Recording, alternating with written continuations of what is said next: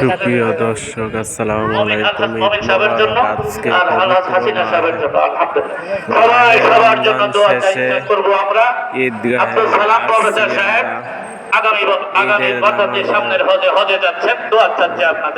করার জন্য শেষে সব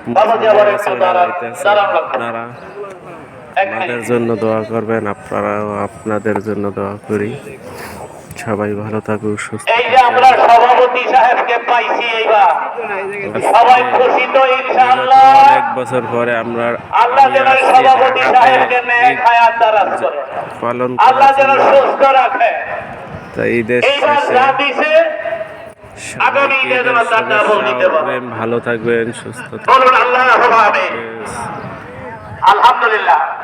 যদি সভাপতি পয়সা থাকে, সভাপতির বহু আত্মীয় স্বজন এখানে, সভাপতির বাবা এই এলাকার মানুষে পাইলে